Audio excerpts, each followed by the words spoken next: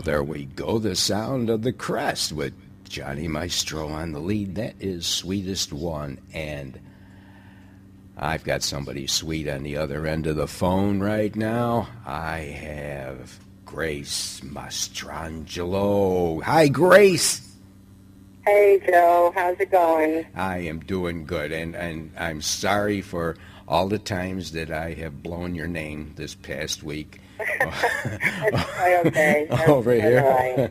My intentions were good. How's the weather down there in Florida today? Hot. It's going to be in the 90s all week. Wow. Hey, send some of that up north here, okay? Yeah, I listen, you guys have been getting hit with some nasty weather. I feel for you. Yeah. Hey, you know, that's part of it, being up here in the north, right? I don't miss it. Yeah, you don't. Now, where are you originally from, Grace? Bronx, New York. Oh, I thought I heard a little bit of an accent there. Oh, yeah. Are you a Yankees fan, Grace? Absolutely. All right, Grace. Listen to the crowd. They're all cheers for you.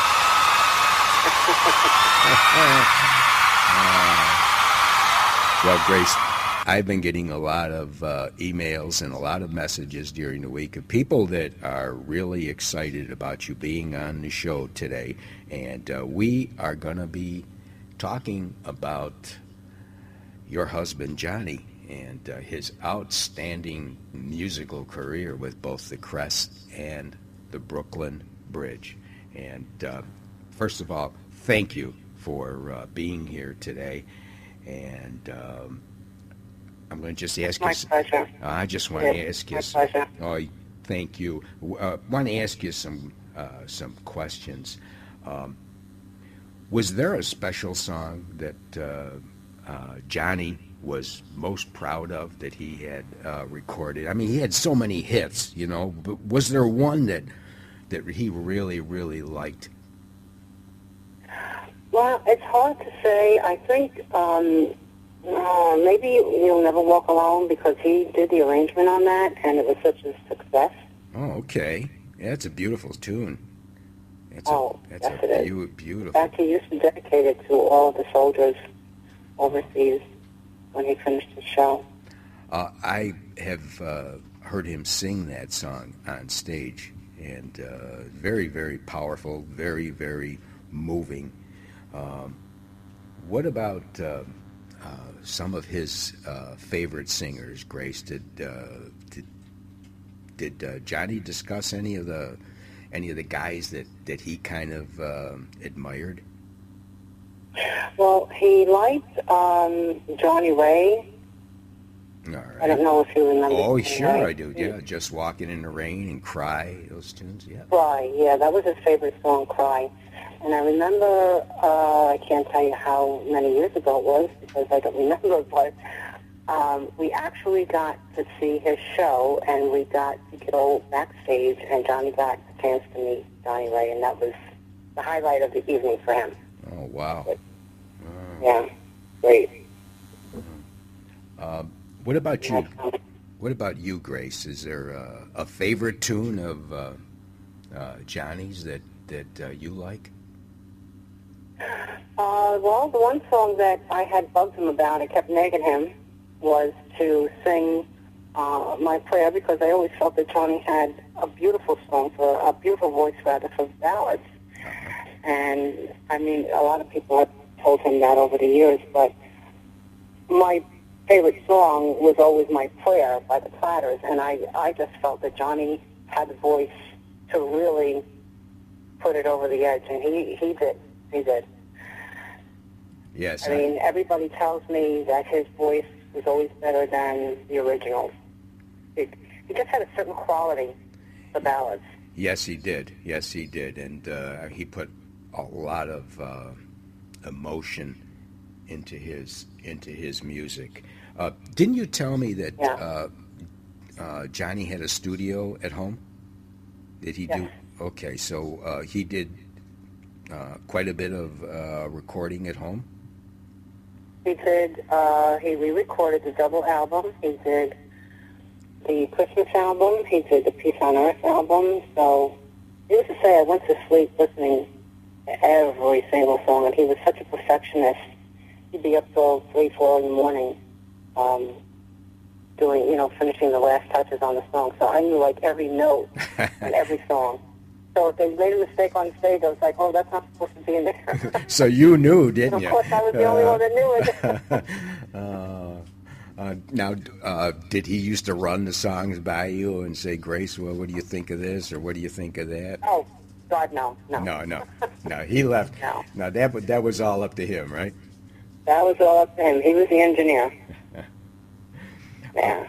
The only credit that I got, which I'm sure everybody that bought the double album saw that I got the credit for feeding the guys every night that they were there singing.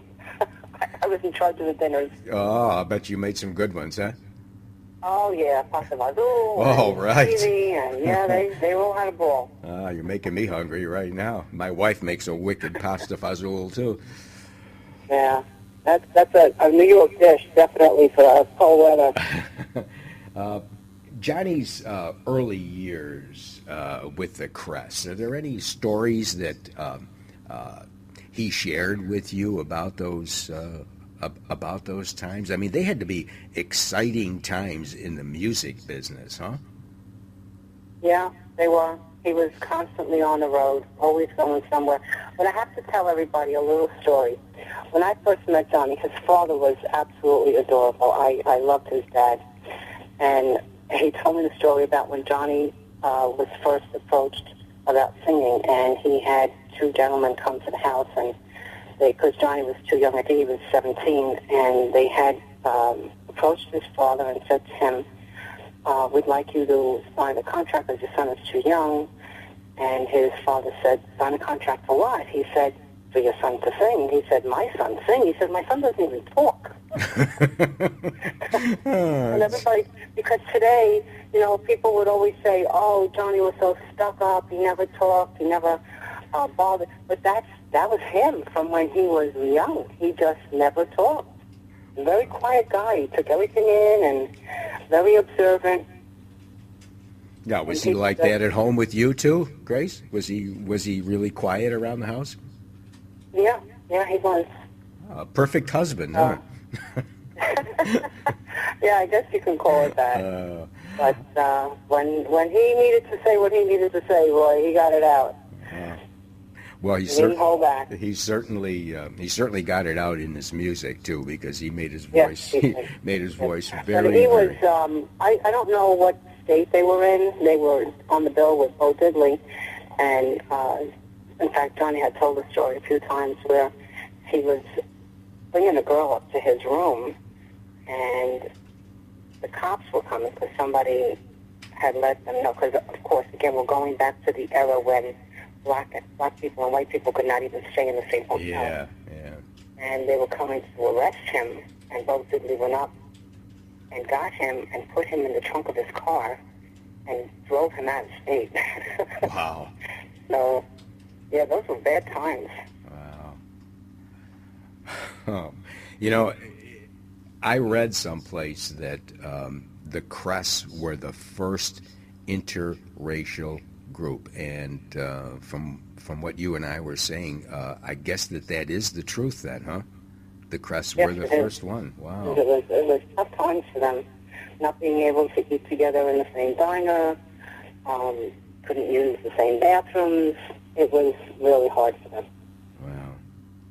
Now, we all know the success that Johnny had with the Crest. I mean, the hits, they just go on and on. 16 Candles, My Juanita, Molly May, Earth Angel, A Year Ago Tonight, Isn't It Amazing? It just step by step. All of those tunes, they're just fabulous. Now, in later years, he went over with the Brooklyn Bridge. Now, did Johnny form the Brooklyn Bridge, or how did that come about, Grace? Well, before he was with the Bridge, he went out on his own, and he did a couple of songs which they seem to surface every once in a while. People find these songs and post them on YouTube. Uh-huh. And then after that, he was together with the Del Satins, Right. which were also affiliated with they were called the Rhythm Method. Weird name for a group, and then they rehearsed, and they had gotten together. I forget where the place was, and they had gone up to the recording studio, and I think they had done Worst That Could Happen, because that was a song that was originally done by the Fifth Dimension, but it never went anywhere. Mm-hmm. And they, of course, again redid it. And the man, I forget what his name was, at the recording studio, I said, well, how are we going to put this together? And how are we going to, what are we going to call the band? Because you guys got 11 guys here, that'd be like trying to sell the Brooklyn Bridge, and that's what they named the band. Well, they had some beautiful, beautiful harmonies. I remember, of course, being a DJ, I remember spinning The Worst That Could Happen. And then their follow-up, I thought, was an amazing tune. I love both sides of that. Blessed is the Rain and Welcome Me Love. Those are probably two of my favorite tunes by Johnny. Right. I just love those songs, and I can't play them enough. Well, Freddie and Les were original background singers for Dion. Oh, okay. Yep. I read that. Yeah. Mm-hmm. Yeah. So, you got any stories, Grace? Do you have any stories that maybe you can pass along to? Well, there is one story that sticks in my mind because it was so funny. I mean, funny to the point that I was in tears. They had done a gig, I don't know where it was, in a hotel, and they were in a room. It wasn't a dressing room, and Les had no place to hang his toothpick. All right. He hung it on a sprinkler head. Top the sprinkler head. They flooded out the entire floor. I can't tell you. I mean, we were in stitches. It was hysterical. Oh, I wasn't there at the time. But the guys, needless to say, they never got called back. They caused so much damage in the hotel, but I mean, flooded. They couldn't turn it off. Wow. That was such a funny story. Oh, man. Now, Johnny, did he enjoy the live performances, Grace? I mean, I've seen him perform, and it seemed like when he was on the stage, it was like he was one with his audience. I mean, did he really enjoy the live performances, or was he more comfortable in the studio? Oh, no, he absolutely loved his fans. He loved his fans. He saw what he brought to them, and, I mean, I would watch from backstage, and when he used to sing Worst That Could Happen, I would see women out in the audience crying. Oh, wow. The way he touched people, Yeah. again, because of his perfection on stage, he just, he enjoyed that. He enjoyed watching how much people enjoyed listening to him. Wow. I have people that listen to my show that come into the chat room, and they say to me, we cannot understand why Johnny Maestro is not in the Rock and Roll Hall of Fame, a place that, in my humble opinion, he definitely does belong. And I would love someday to see his name up there, because his contributions to the music business are beyond compare. I mean, just the years that Johnny was on the charts. I mean, we're talking about from the 1950s and performing. Right, because he spans I should say 4 generations. Yeah. And 2 bands. What he gave to the music industry should definitely give him the right to be in the Rock and Roll Hall of Fame, but I've heard that it's all political, and it has to do with people that have already been inducted into the Hall of Fame. They're the only ones that can nominate him to be inducted into the Hall of Fame. Well, I heard that there is a lot of political things that go on, and a lot of the people that do vote are people that have no idea of the people that have come before. Right. I mean, it should be, to me, I mean, and what do I know? It should be to me that there should be the peers of the people who are in the Rock and Roll Hall of Fame, and people who really, really know the business that should have a say in that. And you know, I got people in the chat room right now telling me Johnny should be in. Johnny should be in. And yes, I do believe that. And you know, Grace, I feel that someday he will.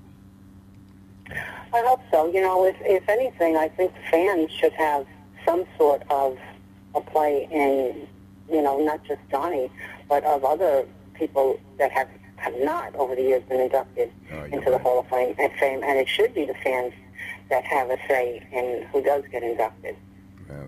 You are absolutely right. Now, I have to ask you this question. Is there any other music of Johnny's that is in the vault or anything like that that may be coming out on the market? Stuff that has not surfaced yet? No, the only thing that's out that I think came out right after he passed was the DVD, which it was posted, so I'm sure whoever was going to buy it has already gotten it. But yeah, no, they were trying to work on something before he got sick, but that never materialized, unfortunately. Yeah. Well, Grace, it has been a pleasure having you on the show here today. Is there anything that I haven't, asked you about that maybe you would like to share with Johnny's thousands and thousands of fans out there?